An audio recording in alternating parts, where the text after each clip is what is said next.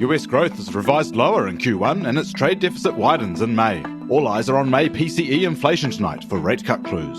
Australian job vacancies bounce, and Singapore looks set to avoid a technical recession off the back of a manufacturing boost.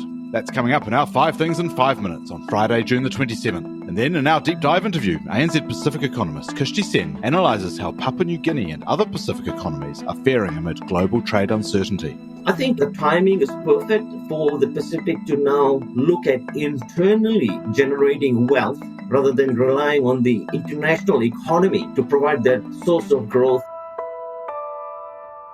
But first, in 5 and 5 with ANZ, I'm Alex Tarrenton for Bernard Hickey, who will return on Monday with a fresh new sound. US Q1 GDP was revised down to a fall of 0.5% on weaker consumption growth and government spending. Meanwhile, the US trade deficit widened by $9 billion in May to $96.6 billion, as exports fell over 5% and imports remained steady. All eyes are now on US PCE inflation data for May. Here's ANZ Head of G3 Economics, Brian Martin. Chair Powell did say in the press conference following the June FOMC meeting last week that he expects headline PCE inflation to be 2.3% year on year and core inflation, that's the measure excluding volatile food and energy, to be 2.6% year on year. When we back out those calculations into the data, it does suggest a rise in the region of 0.1 to 0.15% for the month. That does suggest that the monthly momentum inflation is continuing to soften as we approach mid-year. That's being largely led by the services sector. At 4 a.m. Sydney-Melbourne time, the S&P 500 was up 0.73%, edging towards a record close. The 10-year US Treasury yield was down 3.8 basis points at 4.252%. Gold was up 0.1% at $3,346 an ounce, while West Texas Intermediate futures were up 0.94% at $65.57 a barrel. The US dollar index weakened 0.60%. That supported the Aussie dollar, up 0.85% at 65.61 US cents, while the Kiwi was up 0.6% at 60.72 US cents. Number 2, Chicago Fed President Goolsbee joined the Patience versus July discussion, saying a few months of clarity on inflation would be important to see. Brian says while monthly momentum is softening, an annual rate of 2.6% for core PCE would still look sticky, with that potential for inflation pressure to come on via tariffs.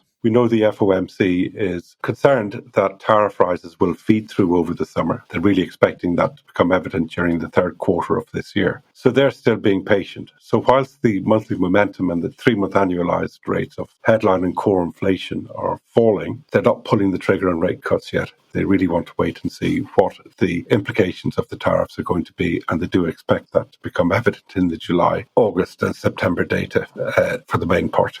Number 3, Australian job vacancies bounced by 2.9% in May from February to just under 340,000. ANZ economist Aaron Lux says the rise was led by the private sector, particularly professional and technical services. We actually got more details on industry employment as well, and that showed that employment in the professional and technical services sector rising by 106,000 in 3 months to May. So it seems there's a bit more labor demand for that particular sector more recently. I think it's also interesting to note that while healthcare sector saw vacancies falling by nearly 11% over the year, it's still the industry with the most job vacancies. Employment in the healthcare sector also rose by nearly 140,000 over the past year as well. Number 4, vacancies were still down 2.8% from a year ago, but that's after a large rise following COVID.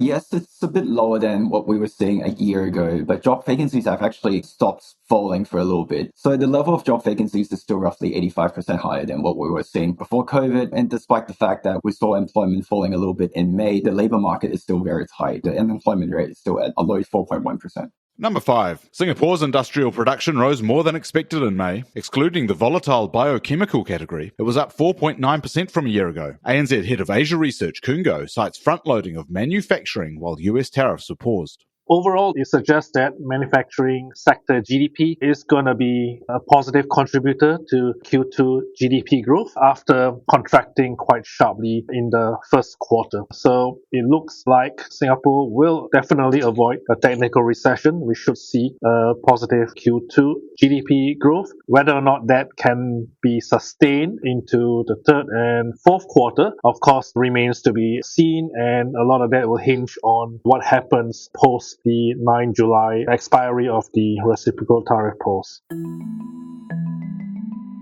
Couldn't go there. Now in our deep dive interview, ANZ Pacific economist Kishti reviews how trade-dependent Pacific economies, including Papua New Guinea, have been faring amid rising tariff uncertainty.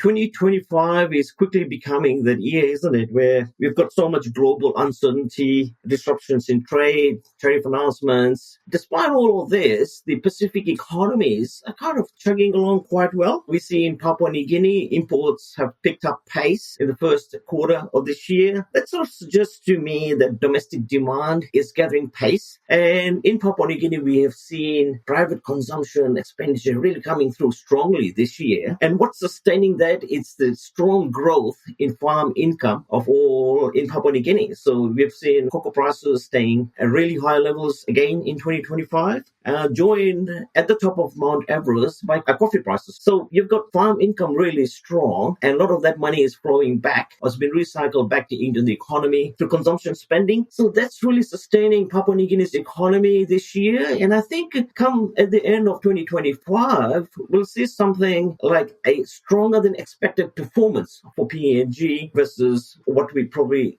thought at the beginning of the year. So Papua New Guinea economy seems to be doing just fine. Of course, PNG does trade with the rest of the world and relies on its exports. But so far, the global protectionist policies of the US hasn't really impacted PNG exports as much. And PNG, of course, is shifting its focus more towards Asia, trying to tap on that growing middle class in Asia and provide some of the raw material that's needed as household incomes grow in Asia. So PNG is doing fine, and I think in 2026, business investment will come through, and then we'll see a period of sustained strong growth for Papua New Guinea. For the rest of the Pacific, they seem to be doing fine. I would sort of classify the economies in a little bit of a transitional phase. Of course, every economy in the South Pacific had that big rebound once borders opened, tourists came flooding back in, but they are now transitioning or walking towards something what is probably going to look like a more balanced economy for the South Pacific into the future. So they're looking at more new sources of growth going forward. And as a result, we're going through a little soft period,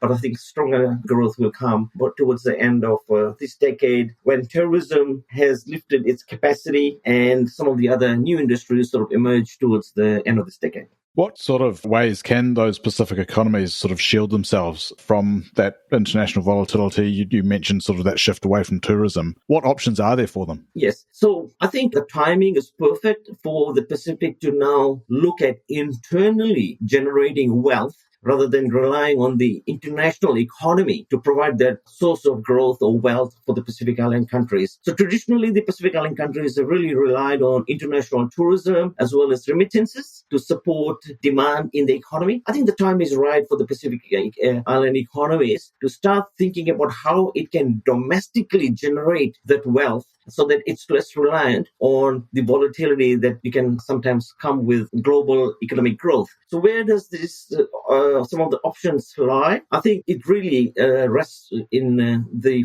rural sector of the Pacific economies, which essentially means generating products or producing products at scale so that you put more cash into farmers' pockets and it lifts their spending power. And that sort of sustains strong growth going forward. I think that's where the opportunities lie. And it's up to the Pacific government to think about what commodities should they really be investing in order to increase the spending power of the informal or the rural economy. Right, and the Australian dollar, Kishti, has sort of an oversized influence and impact in the Pacific. Have there been any currency movements in the AUD that are really having an effect on some of these economies? What's the outlook for currencies in the Pacific? So a strong Australian dollar helps the Pacific Island economies through slightly cheaper commodity prices, which are usually in the US dollars. But at the same time, a strong Australian dollar means the Pacific Island countries weaken against the AUD, which slightly puts upward pressure on the cost of goods imported from Australia. So there will be some offsetting happening. And I think in the overall scheme of things, there will be a small benefit to the Pacific currencies on the back of a strong Australian dollar. Kishti Sen there. I'm Alex Tarrant, in for Bernard Hickey. That was 5 and 5 with ANZ for Friday, June the 27th. Bernard will be back from Monday with a review of that US inflation data. This podcast contains general information only, not investment advice. You should obtain advice for your personal circumstances before making any investment decisions. Please view the podcast disclaimer available via your media player or email.